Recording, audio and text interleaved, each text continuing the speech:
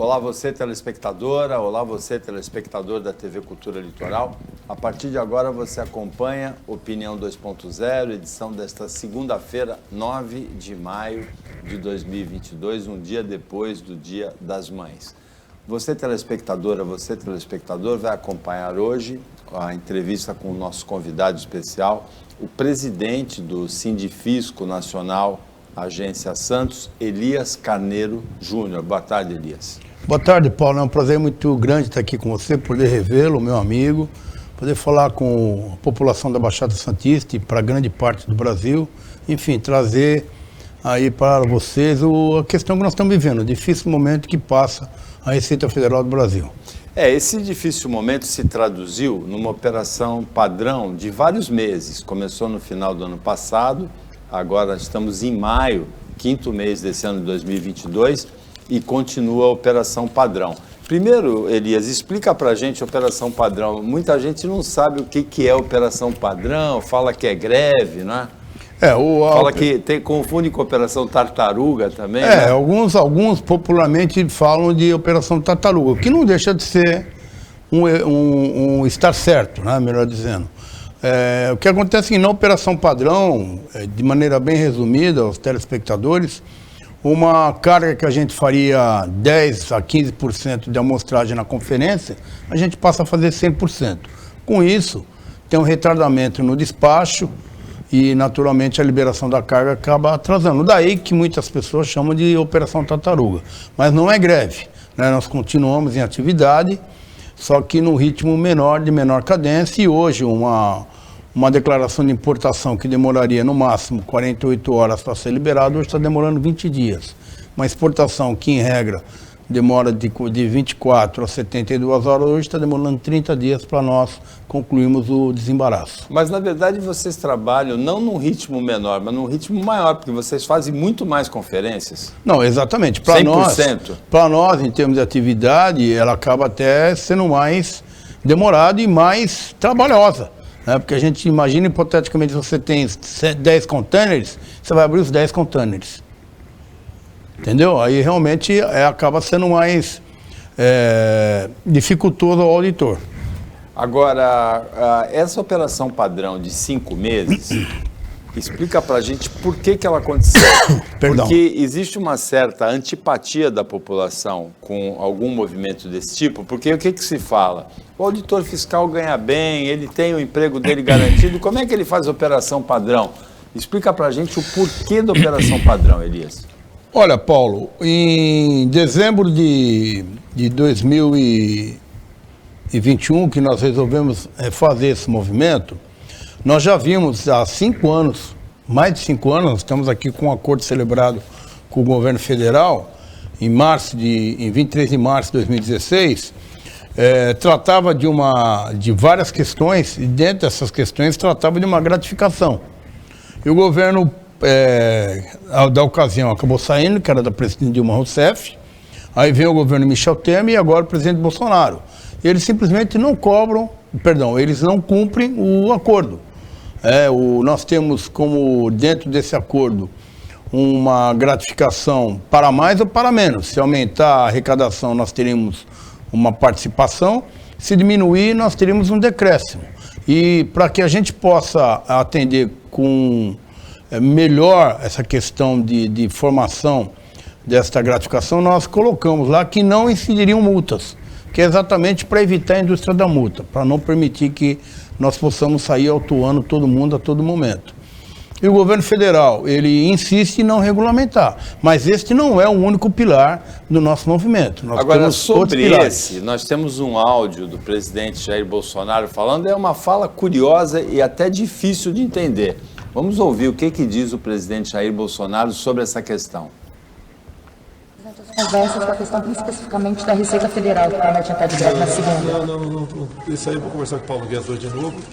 Olha, eles queriam uma questão de regulamentação de uma produtividade. Bonificação. Não tinha nada, custava 200 e poucos milhões de reais. A economia que resolveu não ceder. Da minha parte teria cedido, porque não é reestruturação, não é nada, é o cumprimento do dispositivo legal. Agora, não precisa ser tão rígido dessa maneira. Aqui não é o governo, não é uma empresa. a gente não quer estourar teto, não quer fazer nenhuma estripulia, mas não custava nada atender. É curioso essa fala, porque em outras ocasiões, em outros assuntos, o presidente Jair Bolsonaro deixou claro que quem manda é ele, né? Aí, nesse caso, não é ele que manda? Esse vídeo ele é de dezembro de 2021 agora. Ele estava aqui no Guarujá e o jornalista fez esse questionamento. E o que nos salta aos olhos, que ele como chefe maior do Poder Executivo, a decisão está na mão dele.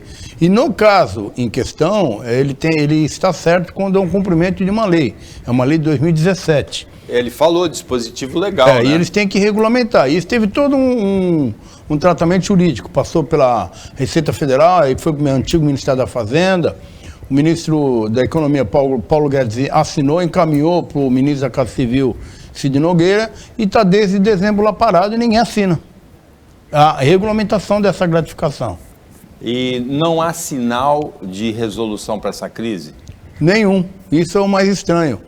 O governo, quando nós vimos esse vídeo em dezembro, nós ficamos, bom, tá resolvido e nós não vamos precisar aumentar o nosso movimento. E, infelizmente, o governo federal protela, não... Já tinha operação padrão? Já estava iniciando a operação padrão. Esse vídeo foi na época do Ano Novo. Nós começamos a operação no dia 23 de dezembro. Então já estávamos em movimento. Por isso que a jornalista perguntou. Exatamente. E de lá para cá, infelizmente, nós estamos acirrando o nosso movimento, que nós não desejávamos, né? Nós sabemos que isso traz um malefício ao país, à sociedade. Nós evitamos, durante a pandemia, nós não trouxemos essa questão à tona, até em respeito ao momento que o país passava, mas infelizmente chegou no momento que nós temos que exigir a regulamentação que a própria legislação assim determina. Agora, você falou que esse é um dos pontos, mas que tinha outros dois. Nós temos outros dois principais. O corte do orçamento da Receita Federal, que foi pela metade, em torno de 1 bilhão e 700 milhões de reais. A proposta orçamentária para 22, ela vai lá e tira do Ministério da Economia, e o Ministério da Economia entende-se Receita Federal, que são hoje pilastras principais do Ministério da Economia. Nós temos hoje, dentre elas, a Receita Federal, né, que representa, eu diria assim, a grosso modo, 90% do Ministério da Economia. E nós tivemos essa perda de metade do nosso orçamento. E o que é pior, né, para destinar outras categorias para reajustes dessas carreiras que não da Receita Federal. O que nós não somos contra o reajuste, nós somos contra da onde está saindo um recurso, está saindo do cofre da Receita Federal. E isso vai trazer um sucateamento muito grande nosso, no dia a dia do nosso trabalho, quer seja nos grandes centros, quer seja nas fronteiras. Elas vão acabar ficando fragilizadas e aí vai ocorrer o que já está acontecendo. Esses armamentos, por exemplo, que nós estamos fazendo apreensões, que a polícia faz apreensão no dia a dia, são armamentos importados que com certeza passaram pelas fronteiras brasileiras e naturalmente acabaram tendo facilidade pela ausência de funcionários públicos que nós temos nas fronteiras. E vem aí a terceira questão, que é a ausência de concurso público. Nós temos há 8 anos sem concurso público. A Receita Federal, nos últimos 10 anos, perdeu 50% do seu quadro de servidores. Nós não podemos conceber que um órgão tão importante, tão estratégico para o país, que tem um trabalho tão grande, não só na parte de arrecadação, representamos 80% a 82% de toda a arrecadação tributária nacional, nós tenhamos essa fragilidade aí na questão da implicação de colegas que trabalham nas fronteiras, maiormente nas aduanas longínquas desse país. Quer dizer, nós não podemos conceber que é essa ausência de concurso que está trazendo, naturalmente, uma carência de pessoal muito grande. Agora, Elias, você tem uma carreira longa na Receita Federal, há muito tempo aqui em Santos, e você fala dessa perda de 50% do efetivo da Receita Federal no Brasil nos últimos 10 anos, sem nenhuma renovação do quadro, que só pode ser feita por meio de concurso, então vocês pedem o concurso. No efetivo de Santos, você sente essa diferença? Não tenho dúvida. Déficit de não tenho dúvida. Nós tínhamos há 15 anos atrás 180 a 190 auditores, o que já era na ocasião muito pouco. Hoje nós estamos em 86. Aí você inclui nesses 86 colegas que estão de férias, que naturalmente tem que ter, cada ano nós temos direito a férias, você põe os colegas que estão em licença médica e colegas que muitas vezes estão trabalhando em outros setores que não diretamente a Receita Federal, ou em outros órgãos, vamos dizer assim. Então é uma carência muito grande, né? Nós temos um aumento do comércio internacional muito grande nesses últimos 30 anos, né? O comércio internacional triplicou. Aqui no Porto de Santos nós temos hoje em torno de 6.500 a 7.000 containers transitando diariamente, e nós não vemos o número de auditores e de servidores da estrutura toda da Receita Federal ser aumentado. Isso está preocupando muito. Agora, veja, 8 anos pega, como, aliás, nas duas questões, tanto na regulamentação da gratificação, que pode ser positiva ou negativa, como também nessa questão do concurso, pega 3 governos, atinge 3 governos, o Dilma Rousseff, que terminou em 2016, Michel Temer e Bolsonaro. O que explica essa atitude? Olha, eu só posso... Bom, no governo Dilma Rousseff, a gente ainda tem a justificativa que foi um governo que teve muita dificuldade política. Apesar que essa questão de concurso público, ela não deve ser política do governo, ela tem que ser política de Estado. E o governo Dilma não conseguiu trabalhar muito bem com isso. E nós estamos falando, inclusive, no segundo mandato dela. Que no primeiro mandato, se eu não estou equivocado, no primeiro ano do mandato dela já tivemos o concurso. Eu não posso afirmar agora que se foi no primeiro ou no segundo ano, segundo mandato dela. Eu tenho a impressão que foi no primeiro. Mas teve o concurso? Teve concurso. E teve nomeação? Teve nomeação, correu tudo normal. Agora, no governo Michel Temer e no governo do presidente Bolsonaro, realmente nos preocupa bastante esta questão da ausência de concurso público, e não é só na Receita Federal. Nos órgãos federais como um todo, nós temos com muita dificuldade em, pelo menos, voltar ao quantitativo que nós tínhamos há 10 anos atrás. É uma política de governo? Eu entendo que sim, eu entendo que o governo está caminhando nesse sentido de não fazer concurso público e enxugar a máquina pública, não sei com que propósito, talvez uma filosofia política do governo, e com isso acaba trazendo prejuízo à sociedade. E não é só no caso da Receita Federal, nós temos outros órgãos aí que estão sofrendo. O próprio INSS está com uma carência de pessoal muito grande, o Ministério da Agricultura, enfim, o Ministério da Saúde, que aí eu não sou a pessoa mais indicada para falar, não tenho essa propriedade, mas com certeza também tem carência muito grande de pessoal. Agora, veja, essas funções não podem ser terceirizadas. Isso aí tem que ser atribuição de funcionário público, de servidor público. Não tenho dúvida, você não pode, como é que você vai colocar um auditor fiscal privado para fiscalizar o contribuinte? Você não tem como, ele tem que ser público, e só através de concurso público, não tem outra forma de acesso. O Opinião 2.0 volta depois do intervalo rapidinho com o Elias Carneiro, presidente do Sindifisco Nacional, Agência Santos.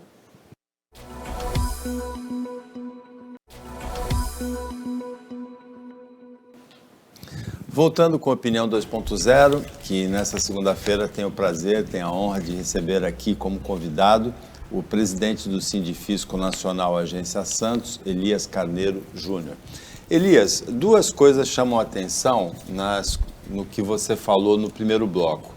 Primeiro, que vocês, ao pedirem, a negociarem essa gratificação, que pode ser positiva ou negativa, incidindo sobre aumento ou diminuição da arrecadação, vocês tiraram fora as multas para não ter a indústria da multa, que é exatamente o contrário do que a população reclama, por exemplo, em relação aos procuradores da prefeitura, em relação aos agentes da CET, sempre existe essa desconfiança da indústria da multa. E a segunda coisa que chama atenção também é que vocês, apesar desse imbróglio, dessa indecisão, dessa paralisação da regulamentação, do atraso dessa regulamentação dessa legislação, vocês procuraram não fazer um movimento desse tipo durante a pandemia, quando chegava muito remédio, chegava muito teste, né, para combater a pandemia. Isso aí traduz, você sente que você que tem essa carreira, foi presidente do Unafisco aqui também, uma certa maturidade desse setor público em relação à consciência social, em relação ao seu papel, né, dentro da sociedade? Olha, Paulo, as nossas lideranças sindicais, nós temos total consciência do nosso papel frente à sociedade. e sabemos até que ponto a gente pode ir para evitar um mal maior aos membros que participam, tanto na pessoa jurídica, que são as empresas, como nas pessoas físicas, né? Nós não queremos que traga o caos, né? Nós temos evitado muito isso. Basta ver que, por exemplo, está fora da nossa operação padrão, os aeroportos e portos que mexem com passageiros, né? Estão seguindo o rito normal. Não atrapalha. Não atrapalha em nada. Porque se fiscalizasse todos os passageiros, o desembarque ou o embarque seriam muito lentos. Seria um caos. Se a gente for aplicar a operação padrão dentro de um aeroporto, pegar uma aeronave com 300 passageiros, vira um caos do aeroporto. Atrasa o voo. Atrasa, complica tudo. Então nós não queremos isso, né? Tanto é que não aplicamos. Reafirmo esta questão. E também nós temos uma preocupação muito grande com medicamentos, armamentos legalizados, munições legalizadas, combate ao narcotráfico. O Porto de Santos, por exemplo, bate recordes anuais. Esse ano que passou, nós apreendemos 19 toneladas de cocaína neste porto. Então isso mostra a dimensão que nós sabemos do nosso trabalho, né, perante a sociedade. E não gostamos de forma alguma que a sociedade se sinta prejudicada pelo nosso movimento. Agora, nós não temos outra maneira de chamar a reflexão ao governo federal, depois de esgotadas as fases de negociação verbal, que nós não tivemos, exceto em 2016, nós não temos outro caminho a não ser que o governo federal responda à sociedade o porquê que está ocorrendo essa mobilização. Nós tentamos de toda maneira conversar no aspecto político, através de várias lideranças, explicando que a categoria gostaria que fosse, com a maior brevidade possível, cumprido o acordo, mas infelizmente o governo federal vira as costas para nós. E o interessante é que poderia alguém perguntar, mas é mais despesa para o poder público. A verba que trata da gratificação que nós pedimos através da regulamentação da lei de 2017 é uma verba própria nossa, da fiscalização e da arrecadação tributária. Carimbada? Está carimbada. É uma verba chamada Fundaf. Esse dinheiro não pode ser mexido a não ser para o próprio uso do Ministério da Economia, ligado aos assuntos da arrecadação e fiscalização. Quer dizer, é um dinheiro que está lá disponível, que precisa ser usado com certa urgência, não só para atender às questões de remuneração dos servidores, mas também questões de aparelhamento da Receita Federal como um todo. Agora, veja, Elias, em termos de comunicação, você vem aqui, você explica claramente, mas você sabe que para a grande maioria da população, o movimento fica antipático porque ele ganha bem, ele tem o emprego garantido, nós estamos tudo ferrado aqui, né? Sem emprego, sem renda, e eles fazem greve. Quer dizer, não é greve, não é por salário, mas vocês têm consciência de que o que passa para a população é que tem esse prejuízo, né, da lentidão da operação. Vocês têm essa consciência da antipatia do movimento? Nós sabemos que esse tipo de movimento não é simpático. Também sabemos que existe uma grande parte da sociedade que nos vê também com uma certa antipatia. Entende que o auditor fiscal está indo à sociedade no sentido de trazer prejuízo. Não é esse o nosso papel.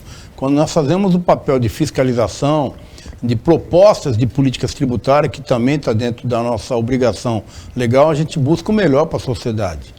Hoje nós buscamos, nós vamos atrás hoje do grande sonegador, é a questão que nos preocupa muito, questão do narcotráfico, como eu já falei aqui também, e nós estamos fazendo também propostas de mudança tributária para favorecer a sociedade, principalmente as pessoas de menor renda e a classe média. Um exemplo disso é a correção da tabela de imposto de renda, que nós temos há 20 anos batendo nisso, cobrando de todos os governos que se corrija a tabela de imposto de renda, para diminuir a tributação na classe média. E, infelizmente, os governos federais que passam por aí, eles viram os olhos. Eles, no momento de campanha política, falam que vão corrigir e, no dia a dia, não corrigem a tabela. Esse é um pequeno exemplo de coisas que nós trabalhamos para favorecer a sociedade. Essa é uma questão interessante, até começou no governo Fernando Henrique Cardoso, porque você tem a inflação do ano e você mantém fixos os valores das alíquotas do imposto de renda para cada faixa de desconto, né, cada faixa de cobrança. é inexplicável, porque é para arrecadar mais, porque isso esfola o contribuinte, né? O contribuinte que caia numa faixa, ele tem um reajuste por conta da inflação e ele no ano seguinte pode estar arriscado a cair numa faixa de contribuição mais alta. Né? Quando não, ele não era tributado. Quando ele teve um ganho de reajuste, que não foi nem ganho, foi um reajuste salarial, ele entra na faixa de tributação. Não tenha dúvida que é para fazer o que a gente chama de Robin Hood às avessas, né? Na realidade, nós estamos tirando do pobre para dar para o rico. Nós fazemos ao contrário. Uma outra coisa que você falou e que chama atenção é o volume de apreensões de drogas no Porto de Santos. Mais de 19 toneladas no ano passado. A gente viu uma série de grandes apreensões, 1, 2, 3 apreensões no mês de 600 quilos, 700 quilos de cocaína. E para a comunidade fica a seguinte dúvida. Eles pegam 19 toneladas e passa a 190, que eles não conseguem perceber? É mais ou menos isso? Olha, nós não temos essa estatística oficialmente. Não, isso é um chute. Isso, nós não temos como medir o quanto passa e o quanto nós aprendemos. Isso aí não tem como, isso é humanamente impossível e até estatisticamente você não tem condição de fazer isso, porque você não consegue fiscalizar 100% das cargas. Mas vocês estão mais espertos nessa questão? Agora, o que nós temos são sistemas hoje eletrônicos, né, principalmente de computadores.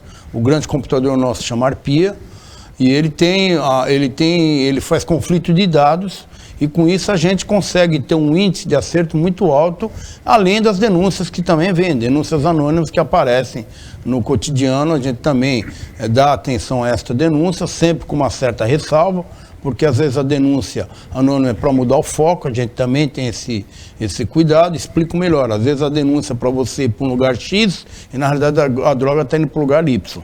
Então nós também temos esse confronto de informações, né? E através desse sistema de computador a gente faz a colisão de dados e a gente começa a descobrir lugares que são mais vulneráveis, destinos mais vulneráveis ao tráfico de droga, e com isso nós conseguimos ter o sucesso que nós estamos conseguindo. E hoje eu posso afirmar tranquilamente que 80%, 85% das drogas que são apreendidas nas fronteiras e portos e aeroportos no Brasil tem um papel fundamental da Receita Federal. Agora, Elias, o traficante, ele tornou essa atividade extremamente sofisticada, extremamente criativa. Há uma operação em que a droga é colocada no container sem o conhecimento do dono do container, com a quebra do lacre e com a reconstituição do lacre por um especialista, né, nisso, não é? O traficante, ele briga com o Estado, né, e no caso é a União, municípios, o próprio Estado-membro, enfim, os poderes policiais constituídos. A gente fala que nós temos o gato e o rato, né? A todo momento eles estão inovando, né, e nós sabemos disso. E, em regra, tanto o importador como o exportador, basicamente Santos é um polo de importação, exportação de droga, perdão. Nós sabemos que muitas vezes... Na verdade é o entreposto, né? Porque a droga entra pela fronteira do Brasil, passa aqui e vai para a Europa, né? Vai embora. Para a Europa, para a África, né? Exatamente. Agora, nós sabemos que, normalmente, as pessoas jurídicas envolvidas nem têm culpa, né? No próprio processo acaba se apurando, né? Temos que saber distinguir, porque muitas vezes o fazendeiro, o exportador de café, por exemplo, vai na região de Minas Gerais, faz lá a lacração, vem para cá para Santos e no meio do caminho eles acabam rompendo o lacre, colocando a droga e consegue reconstituir o lacre, que dificilmente, se você não for especialista, você nem percebe que foi violado. Então nós temos também que ter a expertise de fazer a fiscalização e a perícia em cima desses Vocês têm mergulhadores, porque um outro tipo de embarque de droga clandestino ela com adesivos presa no casco do navio, não é? O traficante, ele busca todas as formas, né?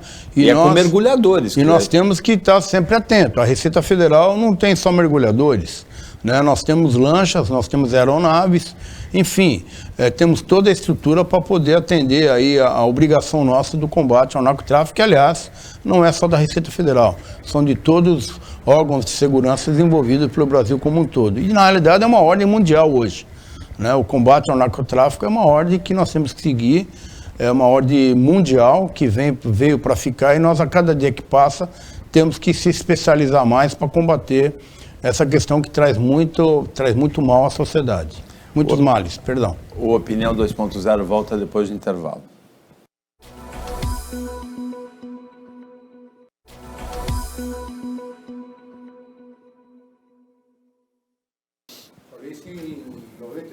Voltando com a Opinião 2.0, nós recebemos nesta segunda-feira, com muita honra, com muito prazer aqui, o presidente do Sindifisco Nacional Agência Santos, o auditor fiscal Elias Carneiro Júnior, da Receita Federal, que já conversou com a gente sobre a Operação Padrão, que começou em dezembro e se arrasta até esse mês de maio, em função de 3 pontos importantes que eles querem negociar com o governo federal, e não é questão salarial. Elias, a gente falou da droga e eu lembro muito claramente que há 20 anos atrás você já falava de Santos como parte do roteiro da Rota Internacional do Tráfico e havia muita resistência em relação a isso, né? Eu lembro de uma declaração do superintendente da polícia francesa, da Sûreté, citando Santos, e todo mundo revoltado aqui, prefeito, governador, autoridades policiais e inclusive autoridades da Receita. Nós naquela ocasião, eu comandava o sindicato, deve ter sido em 97 para 98. Exatamente aí. E nós tivemos naquela ocasião, por conta de uma entrevista que eu dei para um grande veículo de imprensa da regional, eu disse que Santos era a rota de narcotráfico. Nós sabíamos que por aqui passavam drogas e que nós tínhamos que endurecer a fiscalização naquela ocasião. Naquela ocasião também ia para os Estados Unidos ainda, através de scanners, nós procuramos, na ocasião, eu estive com o senador Romeu Tuma, né, conversei com ele do problema que nós que eu sentia pelo Porto de Santos, fui até muito questionado em Ternacópolis, porque falaram que eu não tinha base empírica, e era fato, eu não tinha dados para poder afirmar isso, e por conta dessa matéria eu acabei participando da CPI do narcotráfico, que veio aqui a Santos, presidida pelo então senador Romeu Tuma, e também participei de uma CPI da Assembleia Legislativa do roubo de cargas. Foi contemporânea as duas CPIs. E eu fiz depoimento e eu mantive, né, a minha assertiva. Foi publicada uma grande matéria sobre isso e hoje está se comprovando que eu estava certo, né, porque era uma questão lógica, né, como é que o traficante vai poder chegar nos Estados Unidos com a droga produzido nos países fronteiriços? Para ele o melhor caminho que é o porto de maior movimentação. Quanto maior a movimentação de carga, menor é o risco. Isso é o que eles entendem. Então eles acabam adotando o Porto de Santos como um grande caminho. E as autoridades americanas, em especial, elas passaram a exigir, através de uma série de procedimentos, né, que nós tivéssemos mais cuidado nas cargas que para lá iam. E esse cuidado, esse protocolo é seguido até hoje. E com a queda da Torre Gêmea, isso aumentou muito mais, né? Nós tivemos aí com aquele episódio das torres, né, nas Torres Gêmeas, 2001, né? Nós tivemos um aumento dos padrões protocolares no controle de cargas. Aí vem o ISPS Code, que é um padrão internacional. E o Porto de Santos teve que se adequar, inclusive colocando vários scanners para fiscalizar em todos os terminais aqui da Baixada. Agora, mudando um pouquinho de assunto e voltando para a questão do embate entre os auditores e também os analistas fiscais da Receita e o governo federal, a gente lembra que no início do governo Bolsonaro, houve pelo Conselho de Controle de Atividades Financeiras, o COAF, a denúncia de rachadinha, movimentação anormal de dinheiro, extraordinário de dinheiro, do senador Flávio Bolsonaro. E nessa época, o presidente Jair Bolsonaro tirou o COAF, que fez a denúncia do Ministério da Justiça, onde estava o Sérgio Moro, e colocou no Ministério da Economia. Tem uma birra, porque na declaração que a gente apresentou do Jair Bolsonaro, não parece haver uma birra dele com a Receita, mas tem essa birra? Perdão, Paulo, desculpe. Olha, eu seria muito leviano de falar que esses vários problemas que a Receita Federal está passando no momento teriam uma conotação político-partidária. Eu seria, como eu disse aqui, extremamente leviano. Agora, existem algumas questões que o governo adotou ou adota que nos preocupa muito. Por exemplo, a questão do COAF. Ter tirado o COAF do Ministério da Economia, na minha avaliação, foi um erro grave. Né? Nós tínhamos o COAF ter continua... tirado do Ministério da Justiça, né? Perdão, e sim, passado para o Ministério da Economia, perdão, exatamente. Né? Passado para hoje está no Banco Central. Realmente na nossa maneira de ver, foi um erro, porque nós tínhamos lá, através do Ministério da Justiça, muito bem lembrado por você, nós tínhamos talvez um protocolo de trabalho que fosse mais restrito a qualquer ingerência político-partidária. Eu confesso que hoje eu não sei como anda essa questão, mas o COAF tem um papel muito importante nesse controle, que ele é um órgão indiretamente de fiscalização. E é através do COAF, né, que a gente consegue desvendar uma série de sonegações nesse país. E é importante que se diga que na Operação Lava Jato, o papel da Receita Federal foi preponderante. Eu diria para vocês que 95% de tudo que foi levantado na Lava Jato foi feito pelos auditores fiscais e pelos servidores do Ministério da Economia e Secretaria da Receita Federal. Eu não tenho dúvida disso. Quer dizer, o papel importante desses órgãos. Agora, repito, eu não poderia afirmar que teria alguma intenção político-partidária. O que eu posso afirmar é que existe insensibilidade das autoridades governamentais federais com relação ao trato que eles estão dando para as questões da Receita Federal. Entre o começo da carreira do Elias Carneiro e esse momento da carreira, tem uma grande transformação tecnológica no controle, que é a informatização, né? Hoje ficou muito mais fácil detectar as irregularidades, né? A Receita tem muito mais instrumentos, você fala, né, de perceber, de detectar o capital social da empresa com o valor da importação, tipo de atividade da empresa com o material de exportação, de importação ou de exportação e outras coisas desse tipo, né? O próprio COAF, né, que qualquer movimentação acima de R$10.000 já aparece no sensor, né? Exatamente. Hoje, qualquer, por exemplo, operação cartorária, que a pessoa faça um registro de uma escritura, naquele momento a Receita Federal já é oficializada através de sistemas. Então, hoje nós temos instrumentos disponíveis tecnológicos que fortaleceu muito o trabalho de fiscalização. Mas isso não basta, né? Nós entendemos que precisamos avançar mais para poder dar um trabalho melhor para a sociedade. Se não tiver o ser humano, né? E precisamos dar uma legislação que favoreça mais a sociedade. Então, nós temos na área aduaneira realmente esse poder hoje de concentrar mais a fiscalização no importador, na exportação, do que propriamente dito na carga, né? Por exemplo, se uma empresa é uma empresa que importa vinho, e porque de repente ela começa a importar madeira, né? Nós temos essa preocupação, né? O próprio sistema vai acusar, olha, está tendo uma mudança muito grande de produto que ela está importando, não é costumeiro ela fazer isso, quer dizer, não está compatível com a atividade que ela tem registrado. Então esse é um pequeno exemplo, muito rápido, de como é que hoje nós trabalhamos. Que a informatização facilita. A informatização, né, te dá relatórios em tempo real, quer dizer, temos essa facilidade. Agora, por seu turno, temos também na questão de tributos internos, que nós chamamos, por exemplo, os tributos ligados a IPI, que é Imposto sobre Produto Industrializado, IOF, que é Operação Financeira, Imposto de Renda, Pessoal Físico ou Jurídico. Nós temos também um trabalho de inteligência e de consistência. A Receita Federal hoje, por exemplo, no Imposto de Renda, ela cruza todos os dados, né? Os nossos sistemas hoje, se o médico dá um recibo e o cliente não declara, ou vice-versa, o cliente declara e o médico não dá o recibo, o próprio sistema acusa. Hoje, assim, o sistema informatizado cruza e essa pessoa vai ter que se explicar ao leão.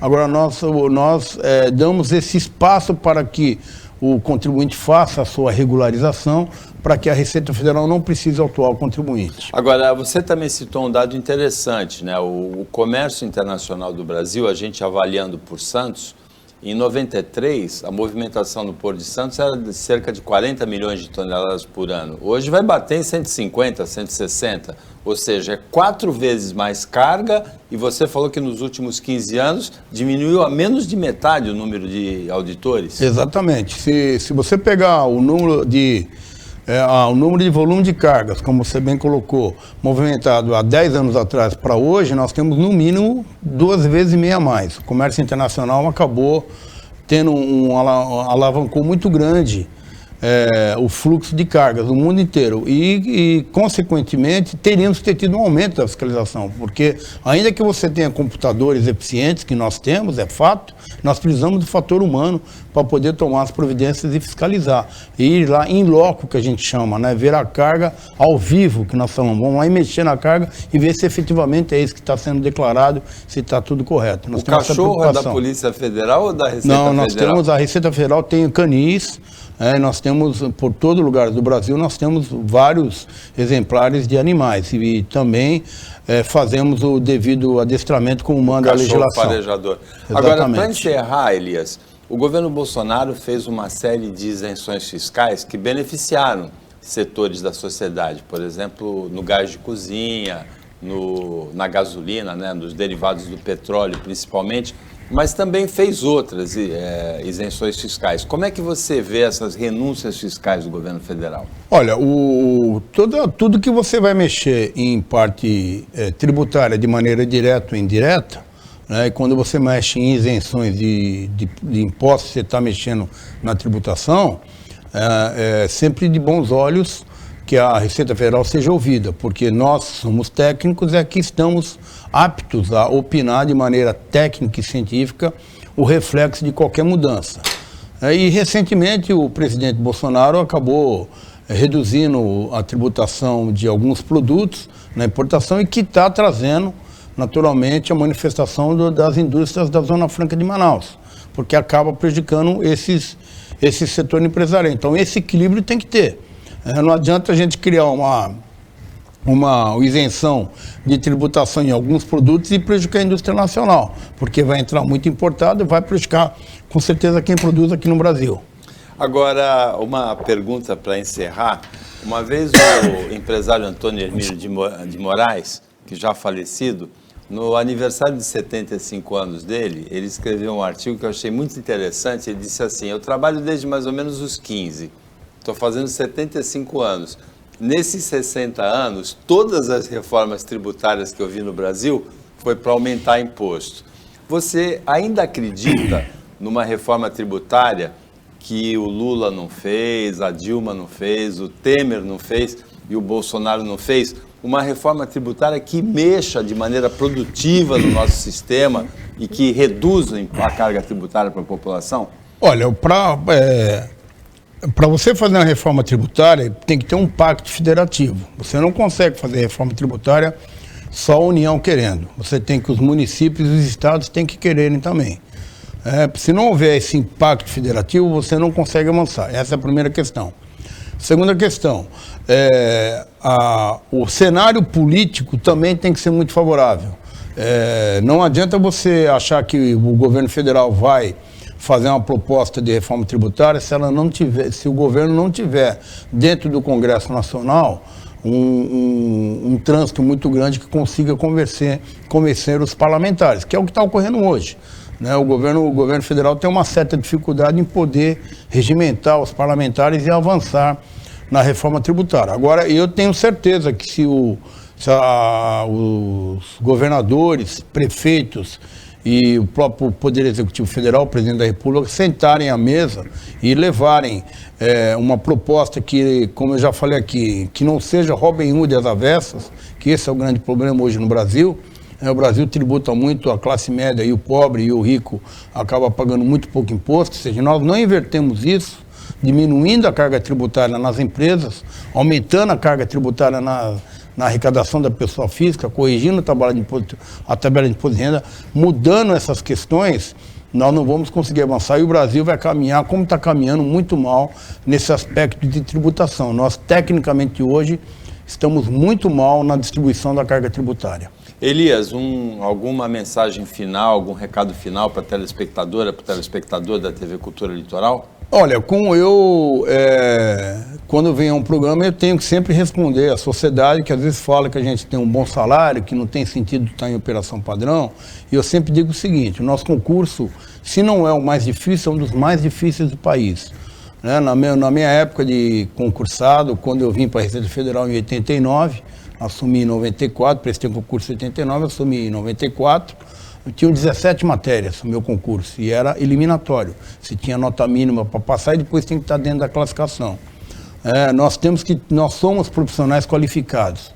Nós temos que ter independência pela própria lei, que a lei nos dá, a Constituição nos dá, então nós temos que ter uma boa remuneração. Aliás, como todos os servidores que têm papel fundamental, seria bom para o país que todos os profissionais tivessem um bom salário. Então nós temos consciência do nosso trabalho e defendemos que a nossa remuneração seja uma remuneração boa, para que a gente possa dar tranquilidade aos nossos familiares e a gente possa exercer a nossa profissão com muita tranquilidade. E quero, para finalizar da minha parte, agradecer a tua pessoa, Paulo, pelo espaço que você está dando ao Sindifisco Nacional, para que a gente possa levar à sociedade a grande preocupação do momento que nós estamos vivendo. Ao telespectador, o agradecimento pela atenção.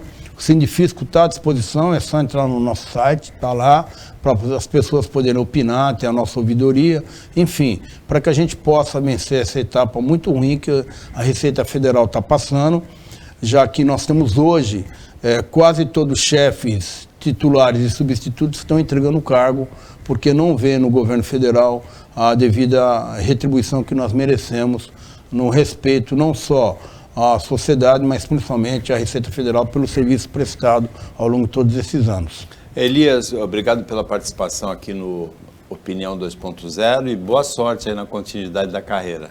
Muito obrigado, eu que agradeço e, como eu disse aqui, é uma honra muito grande poder compartilhar com você essa bancada.